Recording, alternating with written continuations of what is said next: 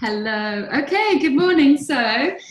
Um, this is the lovely Carol day, and I'm really excited to be having this conversation with Carol, who actually just lives up the road. So it's kind of funny that we're on, we're on the computer, but it makes it easier. And so Carol is many, many wonderful things, and one of the titles that you come under is shaman, but also mother and creator and artist and all sorts of wonderful things. And what I love about the fact that we're speaking today, Carol, is that I feel like our paths are like, we've had these kind of crossovers, you know, and it's been waiting for the day when we can just actually chat. So to just share that with everyone, the first thing that crossed my path with Carol, apart from moving up to Scotland and living here, is that Carol is the only other person I've ever met who's called her daughter Sen. Ah, yes. So I moved, you know, we moved. Sen with a T. You've got Sen with a T. I'm Sen without a T. Yeah. So like to come up from London to this small sort of village in Scotland and find a mother who'd called her daughter Sen was like quite mind blowing. That she'd be going to school with another Sen. So that was like already quite cool. And then we've had lots. You know, there's lots of crossovers in that you did a bit of homeschooling. There's a kind of alternative education side of things. You worked so closely with Kathy back and The Secret Garden. We can talk about that a bit later. In a way, that's it really, isn't it? It's just this beautiful connection. And I was like, I've been waiting for the moment, apart from also jogging down a path and watching you, you know, like just literally crossing paths and going, yeah. Anyway, so, and I've done a fire walk with you.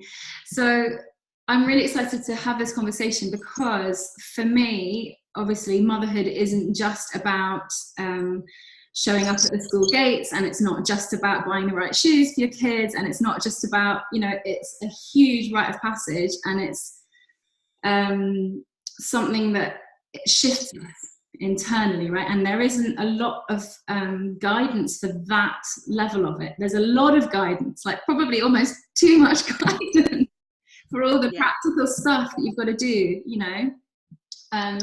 But what I'm really interested in is opening up this conversation about what's going on internally for us as mothers, and where can we look to support ourselves with that.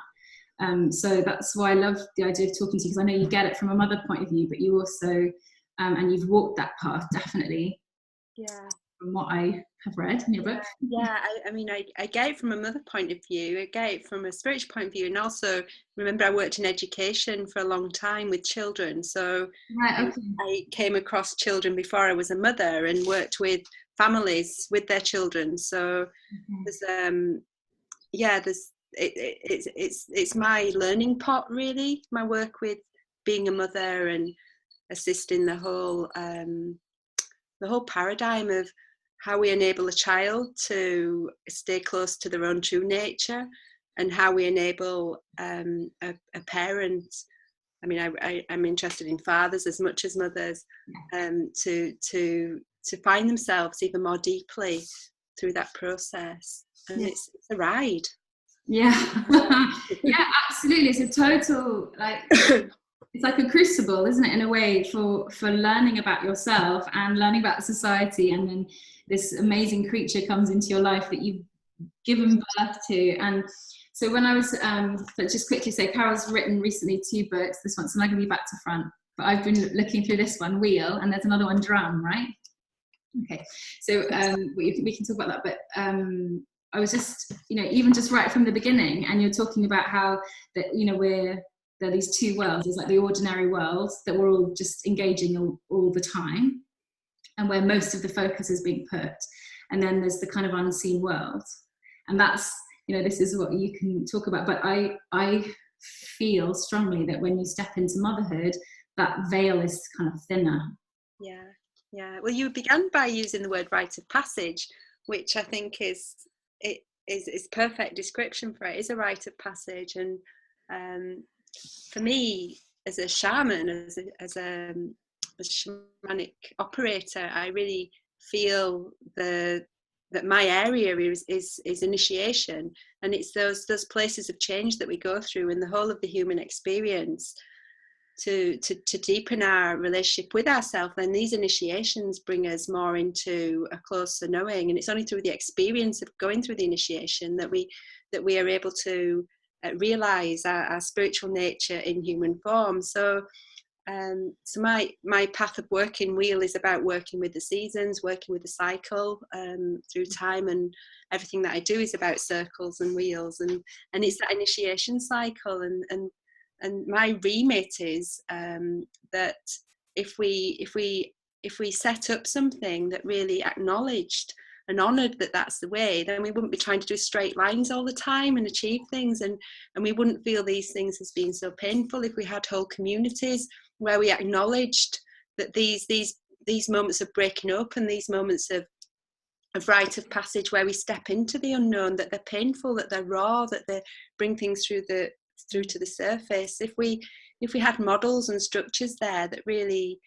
honoured that deep process, and there was communication about that, and there were anchors to hold that, then society would be much more in tune and much more together, and the whole process of parenting would be so much more enjoyable. And it's not saying that it's not enjoyable without that, but there's a lot that we go through that's really silent, and there's a lot of acts that we can put on, myself included. There's a lot of judgment that we can have for ourselves, especially around that doing things rather than behaving in a certain way, rather than being okay with what it is we're going through in that really intense parenting journey. I mean, have you seen that experiment where they've looked at the highest stress levels that there are in a human, and it's that point where the mother's making tea at the end of the day with like 2 children in the kitchen? Yeah. It is, isn't it? I mean, that kind of, I think people call it the witching hour, but and that's interesting. They've got the witching hour, but we need to embrace our, kind of witchy, mystical, side in order to hold that space. But that's really interesting. I should definitely look up that study. But just listening to you say all that, I just want to start crying. Oh, Amanda. Yeah, it's what we've missed, isn't it? Yeah, because there's just when you're saying anchoring, and that's it. It's not to take away the joy that any mother can, a lot of mothers feel in the everyday kind of journey, but it's like 2 things going on. There's joy and kind of, I was going to say lost, but feeling lost, and that can feel really traumatic. And when I talk to mums, I'm talking about looking at what our energy, if we have energy in a day and all these things that are taking away from it, like, and that's to do with our identity, or it's to do with how we're coping with our emotions, or it's even to do with our creativity or the stories. And it's all taking away these elements of energy that we've got to deal with our day. And what you're talking about is like underpinning that at even a sort of more deep and sort of kind of more, even more resourceful level, because it's all there, isn't it? But we're shrouded from it, and we feel this like a pain, almost a bit heavy. But I think it's a reality for people's experience. It's through that pain, it's through that loss that we become something else. I mean, that's in all the spiritual teachings, and having a spiritual practice is nothing separate from life. It's ingrained. It's the everyday. So, I mean, the pain that I went through as a mother was huge. I'm double Aries. I'm an artist. I've always had my own time. I've always needed that sacred time by myself to create, and all of a sudden 24/7 and choosing to parent in the attachment way, where I didn't give myself that time, it was horrendous what went on within my soul. Even though I was so happy to have both of my children, I really, really struggled. And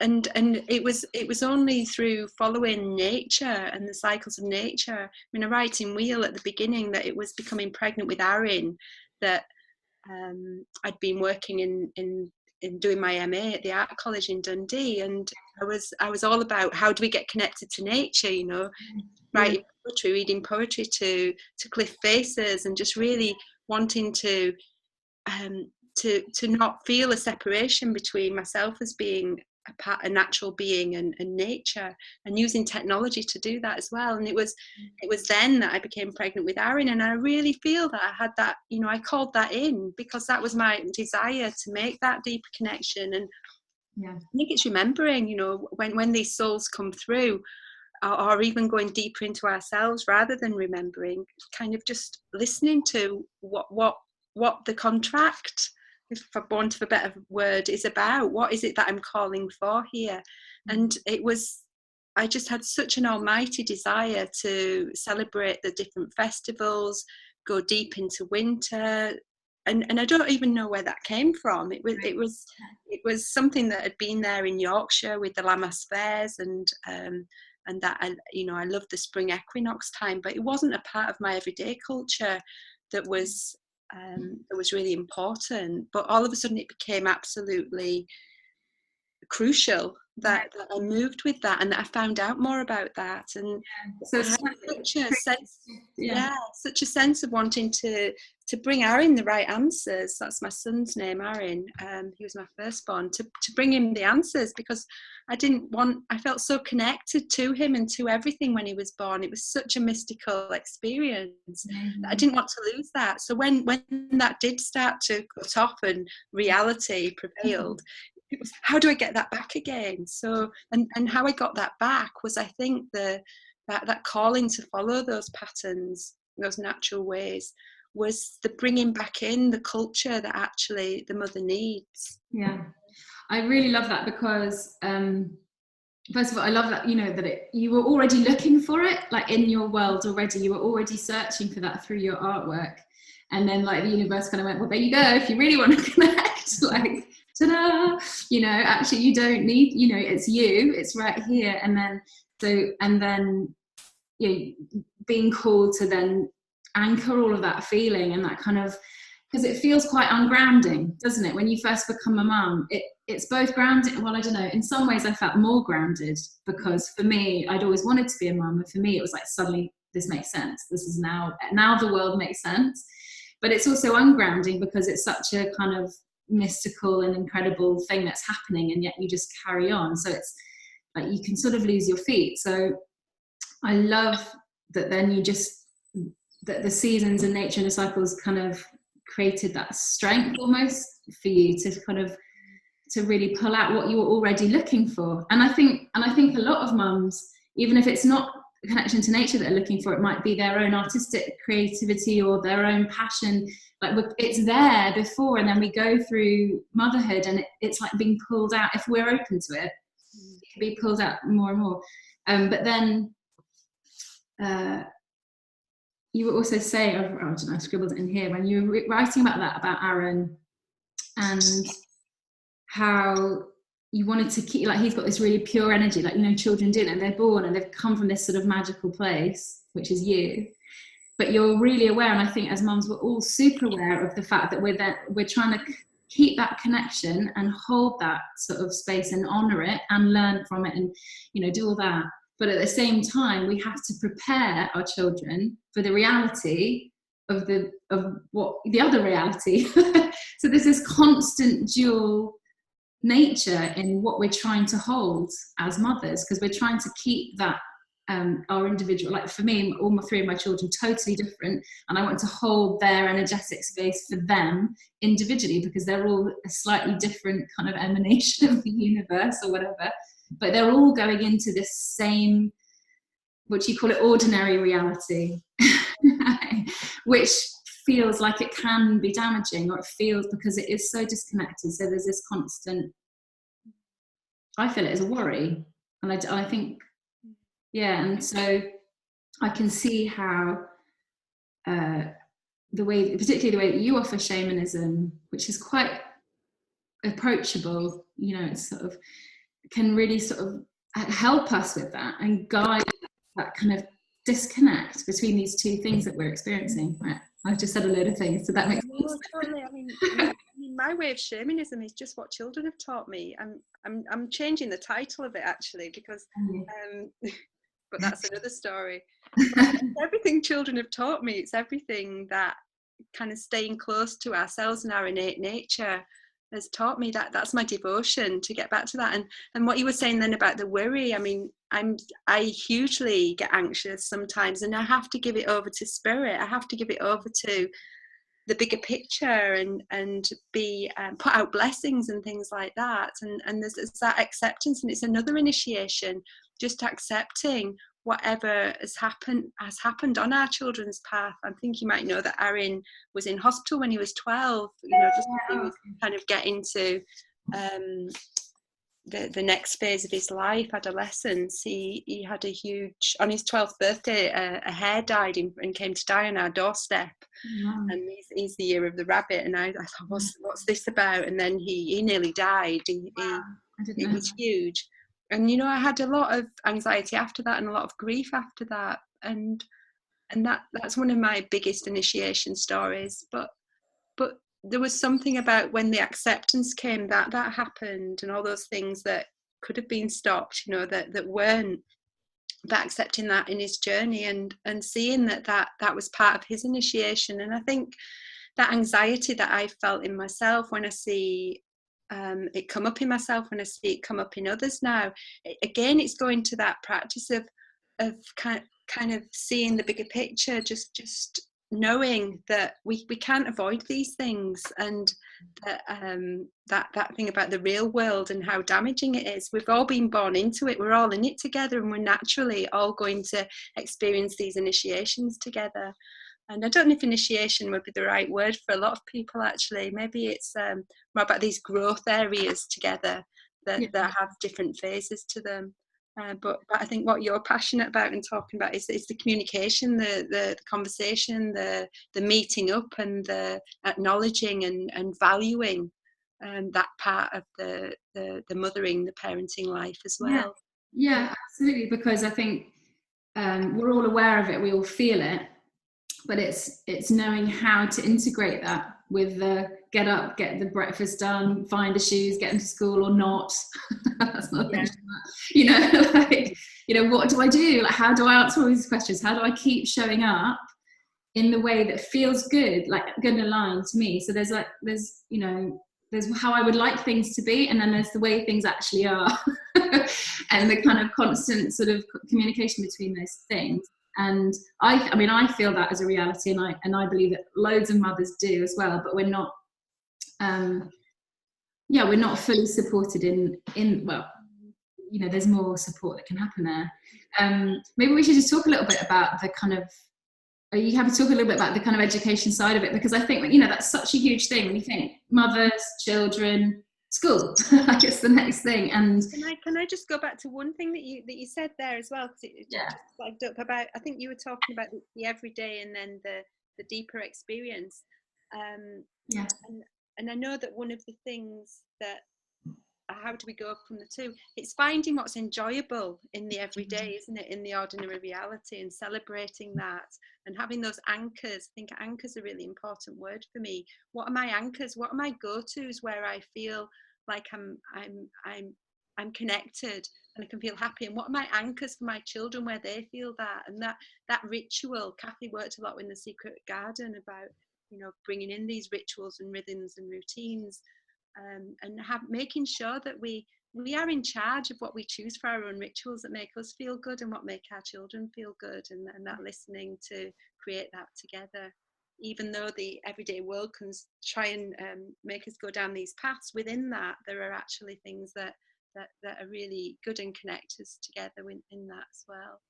Yeah, and actually that's true, and something that I've totally kind of lent into in the last few years, which brings me here to this conversation, is that even though this stuff can feel overwhelming and we can feel disconnected, actually a really small thing, it can be just an acknowledgement of what makes you feel good, and then a small practical thing. So for me, like I live right here next to this beach, and that beach has made everything in here different, right? And I know everyone knows that, and you don't have to live by a river. It could be in your sitting room next to a candle, couldn't it? It could be anything. But just that, it can seem so hard for mums. It can seem so hard just to feel allowed to acknowledge themselves in that way and acknowledge their space in that way. Yeah. And yet, it's like, it's huge, it's so massive, and I'm constantly always trying to say it's like the most important thing we can do. It's more important than whether you buy a sling or a buggy, or, you know, leave them to cry. I don't think anyone wants to leave their kids to cry, but you know what I mean, like, it doesn't really, all that stuff on the outside is so hugely balanced by this small amount of I mean, it is an action, but it's also just acknowledgement that it's important, right? Yeah, it's presence, isn't it? Yeah, and then it's mindfulness as well. Yeah. So the tools are all there, and actually what's really good is that these conversations, I mean, it is happening more. People are becoming more and more aware of what really supports us to do this kind of job, which isn't, you know, which is crossing these two worlds. I mean, it just is. That's the way I like to think of it. So for me, the education side of it was like a real source of anguish, to be honest. Tell me about it. So like, and it's funny because I knew that a lot of that was my own sort of anguish for my own. I mean, of course it is. My experience was school wasn't that great for various reasons, and I just didn't want to sort of suddenly put this kind of lovely space that I had with my children into a box. It's like, it was like, so, and it just didn't feel like the right thing to do at all, but I carried on anyway, because I just thought, well, I just should, and that's probably what I should do. And we bumped up against it quite a bit. Weirdly, now they're all back at school, and it works because we found a compromise with taking the Fridays off. But maybe you can just talk a little bit about how that was for you as well, and then we could go back to the garden a bit. I don't know. Yeah, what was your journey with that? No, I'd love to talk about that. I want to say that my way, which I think is probably your way as well, Amanda, is that I just really, really honour any choice that any mother or father makes for the children, and that has always been my way, that we all make choices for different reasons, and I want to celebrate the diversity of choices that there are there. I chose to have my children at home, and they went to Children's House, the Montessori school, nursery, a day a week in St Andrews when Aaron was 4, and I used to work there as an artist as well on the day that he was there, and that was great because I really got a community from that. So I connected with lots of other people that home educated in Fife at that time as well. And then I moved up to Forest, and when I moved up to Forest, continued to home educate, and then I joined the Steiner community, and my children were in the kindergarten a couple of mornings a week then again, and that was great again for the community. But my feeling was that I just wanted them to be able to play and to just be outdoors as much as possible, and as much as that, I really needed that as well. And I'm not an easily organised person. I've got a real need for freedom, so a lot of that, as you're talking about then, you know, it comes from the parent as much as from the children's needs, but I really needed that time. And then my vision would have been to stay with that, but I needed to come back to Fife, and I needed their dad to be the other main parent, and I was really, really tired, exhausted, and I needed to get well, really, because I'd been trying to do everything. So and they were in mainstream school for 7 months, and then we went back to the Montessori school again when we had to move house. And and then they were there for a year, and then they went into mainstream. And it was Zen that really wanted to go into mainstream, and she just knew that was the right thing to do. She was 7 then. Aaron's always been more, he'll go with the flow, but she was so clear on that. And the morning that I made that decision, 3 herons, I'm a right one for my symbols, 3 herons appeared in the garden in front of my window when I opened the curtain. And it was something about, no, this is okay, because I felt like I was letting go of a vision by doing that. I really did, and I had such a different vision to what my life was showing me was what was needed. And everything's been okay, but it's that you know, it's, Yeah. I think that part of the parenting, isn't it? And those ideals that we have. And I'd been in education, I'd been in the education system. I'd taught in lots of different schools. I'd supply taught in Birmingham. I'd had a really rich time there with multicultural education. And it was, and I'd seen that, you know, it's not so much about the system, it's about the people that are the teachers and that take care as well. And that, you know, I've seen a lot. I could write a book about what I've seen in all the different ways of education. But yeah, I kind of look back now and think, who was I? You know, I had such a strong mind and a clear idea, and I was almost trying to protect my children from being regimented. Yes. But at the same time, I don't think other people's children are regimented because they went through that. Do you know what I mean? It was such a thing for me. So at the end of that, I feel like I've learned a lot, and I feel like Aaron and Zen, well, you'd have to ask them what that story is really, but I think they appreciate that there are many different ways from that, and they both really thrived in the high school that they went to, and really enjoyed being. Aaron always wanted to be part of what was going on in the everyday, and to know what was there. So yeah, it's complex, isn't it? Funny, like, so I can totally understand, like, and what I can hear is this kind of, it's like this constant thing, is that like you've got this value, and as a parent it's really important to have your values and feel connected and aligned with what feels right for you, and you kind of hold them up, but then you can get to a point where you're beating yourself up and being regimented for your values. Avoid being regimented, and exactly, and I totally would reiterate, you know, that it's about what feels right for the parent, but then and the child. But then there comes a point where you have to let go of your values and trust that it's not just you, because you've kind of gone too far down that road and you're making it harder. And I did the exact same thing, really, in a different way. And I actually, so when my son went to school, and she wasn't really coping with it, or at least the way I translated it was that she wasn't really coping with it. And the struggle in my mind to be brave enough to take her out was just so huge. And it was every single day I was thinking about it. It was all I thought about, all I read about.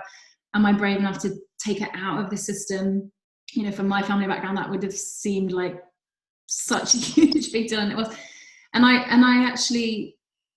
remember sitting in my car and just sort of crying and thinking, I wish that I was the parent that believed in the school system, because if I believed in it, then, like, wholeheartedly at that time, I'm slightly different where I am now. I was like, I wish I could just be someone who really believes in it, because then I'll be able to support her through it, and that'll be fine. So it's all this kind of lining up of the kind of chess pieces of, like, how do I feel, but I don't want to get too much in the way, and it gets complicated. Anyway, we did eventually take them out, and it was great for Sen, but not so great for the younger one, who would have just stopped, you know. So there's no, and that made me realize, okay, there's no one way. Yeah.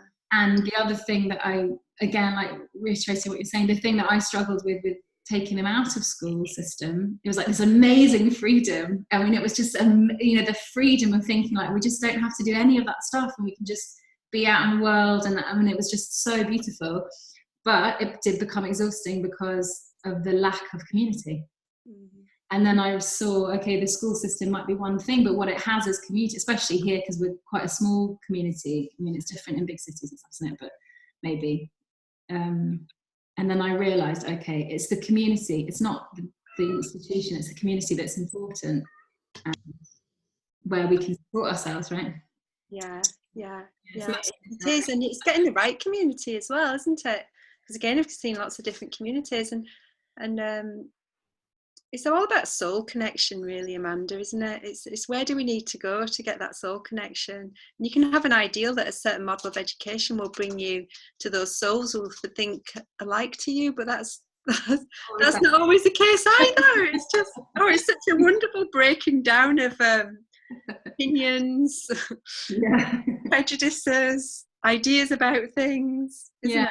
Yeah. The whole process. Yeah, so so basically we're juggling so many different things all of the time. Like, and some people might watch this and be like, I don't see the problem. Just send their kids to school. Don't worry about it. But the same kind of issue might come up in a different way in terms of thinking about something else with your children. Because to me, it's this pattern of how do we align all these things. And again, it always basically comes back down to how am I aligning with myself? How am I restoring myself? And how am I feeling connected? And I think from there, all these things, the pressure is off. Yeah. A bit more. Really. I'm just going to see what I was writing here. Oh yeah. So of course, then there's a beautiful secret garden. Should we talk a little bit about the secret garden? Yeah.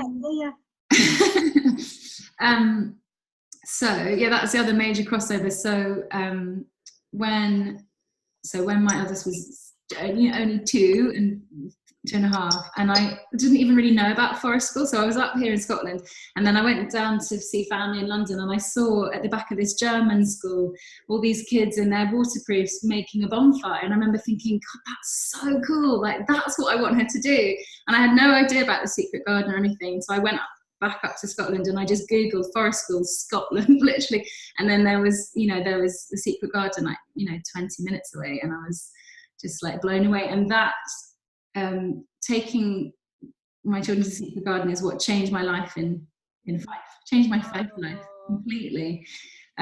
So for the people who might have got this far in the interview and don't know, so the secret garden, and then it turns out that Carol was instrumental at the very, very foundations, at the visionary point of creating the secret garden from the very, very first kind of moment.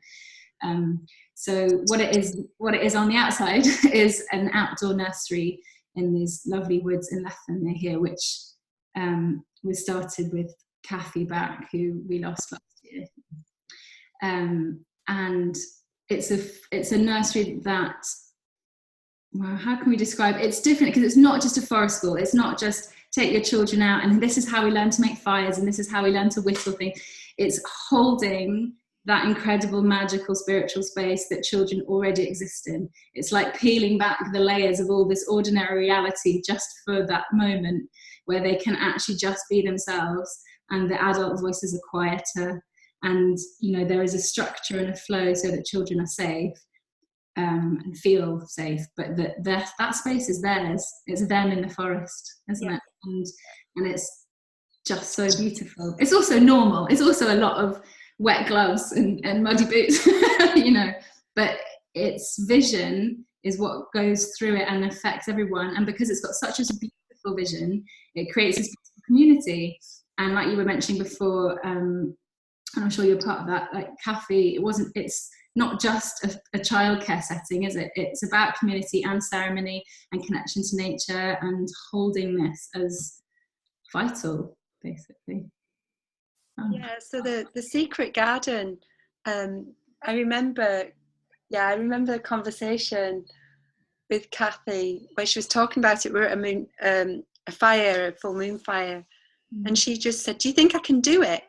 And I just went, "Yeah, you can do anything." And she packed in a notice. She was running the nursery at Kettle, I think, and she did it. She bloody did it. And then I was up in Fintown at the time, and I was living with my children really close to nature. And because I'd been in education as well, when I had the calling to come back to Fife, one of the journeys that I had was you need to go and work with the nature spirits in Fife. And I landed back in Fife at Monymail, which was where we were. Kathy was trying to get permission to see if they got the architectural designs for a hut there and everything, if it could land at Monymail, but in the end it didn't. It went to Lethen Woods instead.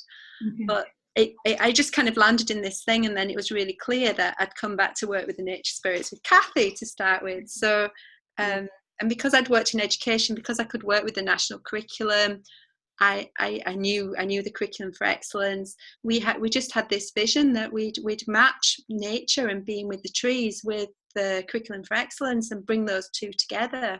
So we journeyed to and for those of you that don't work with shamanism, a shamanic journey is when you just tune into the deeper essence of something. So it's really going deep into the intuition and just finding out what's calling. That's another big story. So we did this, and we just sat and meditated and just really tuned in, and we managed to bring those two ways together as one way, because actually everything's one way. And we created a curriculum working with the trees, and we had the trees as the different symbols for the different points on the curriculum for excellence that the children have to meet. So we had ladybird, for example, sycamore, squirrel, and they all mean the same essence as what's on the happy confident child, for example. And so we created these two spirals, and then we just allowed the children, and this was Kathy's vision, and she'd already been working with this through mindfulness, to just be in the woods and to just play. And we used compassionate communication, so we really honoured the fact that children needed safety. So we had certain principles like no hitting one another, no violence to one another, but the non-violent communication way of not suppressing needs. So knowing if we've got strong feelings about something, we've got a need. So we'd really tune into what the needs were, and if a child really needed to hit something, then we'd take them away and let them hit something, hit the ground, and we'd really honour what feelings were coming through. But mainly we just knew that if we were present and with nature, then the children could find these places in themselves and work together. And also that passage through the seasons. So by being in the seasons, the different games that children play. So I'd worked in the kindergarten, in the Steiner school, and in the Montessori, and just how naturally the children go into hibernation, for example, at the end of the autumn, and just knowing that these things have to be played out, and that feeling of ourselves at that time of year in a natural environment, how enriching that is, and what a good, amazing foundation that gives for life after. There's a lot more I could say about all the different principles that were there, but basically and to hold a sturdy space like that needs a practitioner that can have that presence in themselves, allowing expression, I think. Allowing expression of nature, of the child, of the adult, of everything, and also right action of kindness and compassion, and being able to hold boundaries as well. That they were all there, but nature holds all that all the time. So the curriculum was called Nature as Teacher, is called Nature as Teacher. So it's there for us to learn. That's our natural environment that we absorb and grow through. So so it was just a meeting of souls, really. We just completely had the same ideas about everything. We'd sit there and we'd just talk about that magic that would happen, the amount of times the same idea would come through at the same time. And it's just, it was just such a gift to know Kathy and help to develop that with her. But it was Kathy's vision, absolutely. I was just there as the helper to bring it through. It's such an amazing kind of coming together of spirits with you and Kathy, and I know she's such a strong vision. She's such a strong vision, and I'm like following on in the wake of the ripples of what you and her created in that way, and so many people are, and that's what's so lovely. And I love that, because it's just nature constantly reflecting back to us. And when I worked with Kathy in the woods, she would be constantly bringing us back to that, constantly reminding us, to quieten down, to step away, to sit. But it's not a kind of, it's not a soft thing. It's really asking the practitioners holding that space to be very clear and very strong, but in a quiet and respectful manner for the space. And it used to just really kind of make me giggle when someone would come into the woods, when an adult would come into the woods, because I was a parent there and also I've worked there, so I've seen it from both sides. If a parent or someone was coming in to observe the practice of the nursery, and it was so hard to not go straight and engage with the children, because that's what you think you sort of have to do, and to stand back and allow that space and say, no, I'm not here to entertain you or to test you or to it's like I'm actually just one of the trees, and you just say, just stand, pick a tree and stand there. And you like, and it was hard for people to at first, in a short amount of time, to shift into that kind of trusting. I mean, it can take years to get to that, and not everybody has naturally got that. To be able to work in that environment is not for everybody. I think Yeah. Yeah, it's I was a work in progress for sure. Yeah. It's such a beautiful space, such a beautiful nursery, and it represents so much more than just, well, like you said, everything's the same thing, it is what it is. But we think of childcare as this specific thing, it's this outside thing, but it really represents the deeper. Yeah, well, education means to draw out, doesn't it? So that's always been my my remit for education, that we allow that process of something being drawn out, not put into. Yeah. And if you can do that as much as possible in the early days, I think it just facilitates a real confidence. Yeah, it's lovely, so beautiful. I kind of feel like we've talked about so much stuff. I haven't really asked you about shamanism, really very much shamanism that much, but in a way I think it, it touches on all these things. But if well, from the very tiny little bit that I kind of can experience, but if if there is a mum who's watching this who just feels disconnected or exhausted or lost in their identity, and how is people might not ordinarily think, oh, what I must do is go and read a book on shamanism. Like, people don't not necessarily going to think that, but I think it is is a good idea. So what's the connection that someone can make at that point if they're just feeling like it's not all coming together in the way that they'd like to?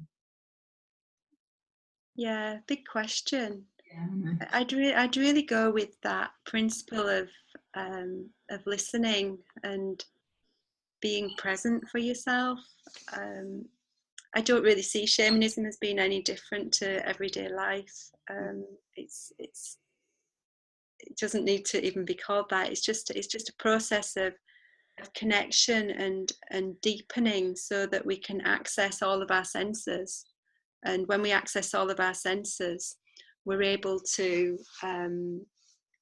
able to perceive so much more than we are, and that brings about oneness. So the more that we can cultivate that presence, then the more that we can see and tune into the fact that everything is there for us. So that process of listening to the self and honouring the self and meeting our needs, I think, would be the first thing I'd say to anybody that's feeling that lostness, and that it's also okay to live that lostness, and it's a part of life to experience lostness. And then that piece about the anchors, for me, the anchors, shamanism is about just being in tune with the natural rhythm of things and getting back into the flow of that. So being present with the time of year, and for example being in the spring now, just finding those, I have this piece in the trainings that I have called choosing radiance, or finding radiance, and just connecting with whatever's there, whether it be a candle or whether it be a flower, just sitting with whatever we perceive as bringing joy in that moment, so that we can cultivate a connection with what brings that joy as well. But equally, it's okay, sometimes we can't connect with that, and it's bringing compassion to that part that's feeling that suffering, that difficulty in that moment. And that's at the core of the Secret Garden, and the spiritual practice that I have and that Kathy had as well, of just being okay with what is, and holding huge compassion for what is. So that critic that can come up when we're parenting as well, and we're feeling really alone, just knowing those simple words, sometimes it's really hard, can bring a lot of peace. Yeah.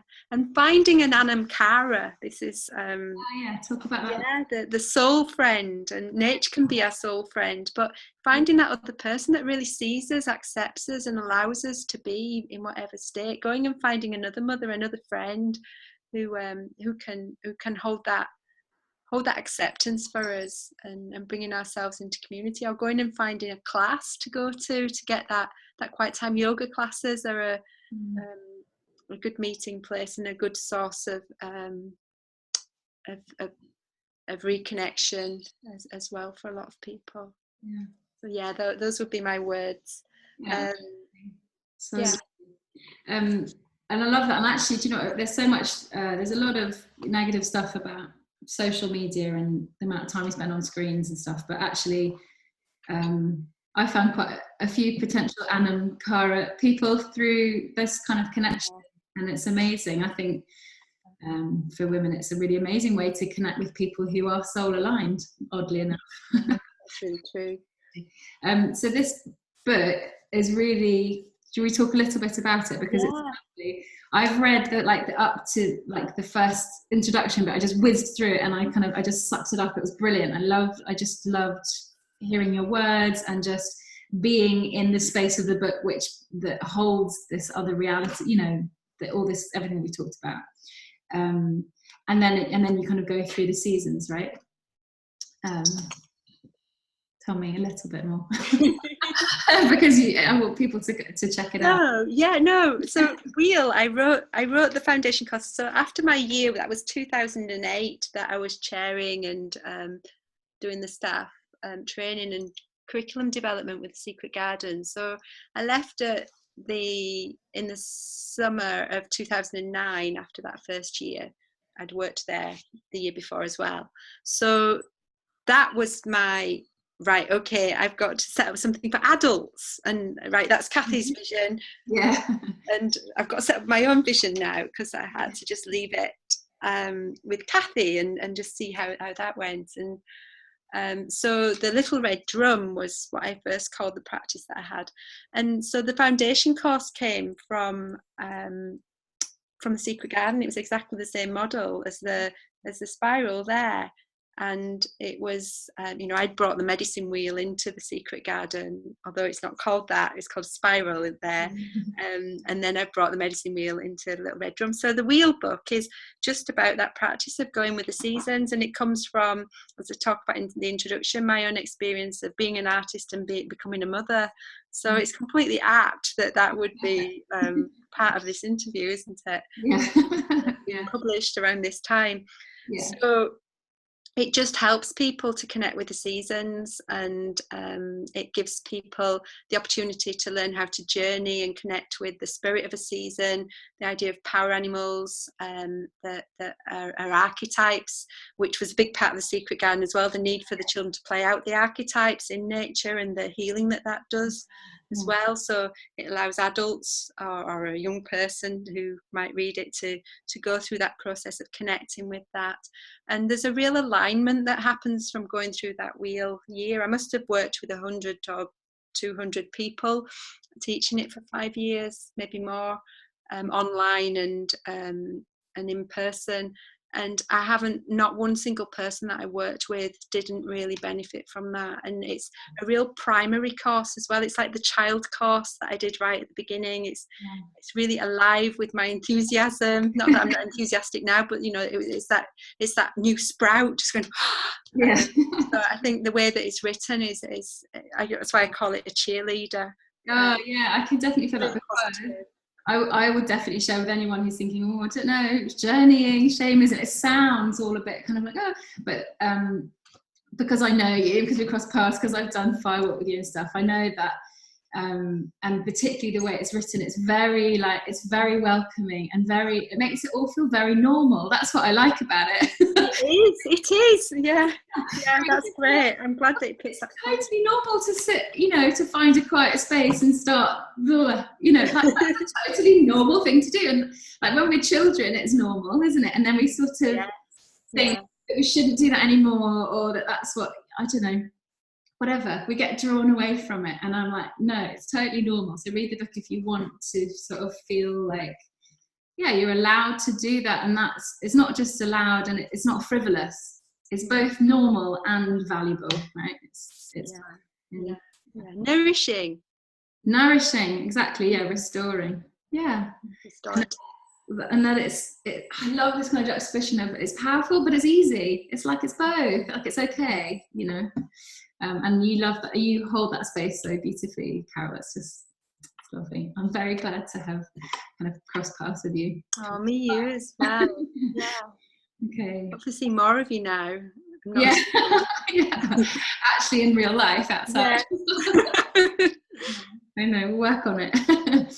Well, thank you so much for chatting to us, and I'll share this around and on the Mother's Rock stuff, and I will put in your Little Red Drum website and the connections to this book and stuff, because yeah, mum should definitely check you out, because you know, you totally get it. So thank you so much. It was really, really nice. Thank you, and yeah, just thank you to all the other mums out there. You're doing a great job. Yeah. Oh gosh, someone's At the end. Oh dear. Right. Okay. Is that me? I don't know how to do the right buttons to turn these things off. Thank you very much, Carol. We'll go now. Oh, thanks, Amanda. Take care. Thank you so much. Bye bye. Lots of love. Bye. Bye.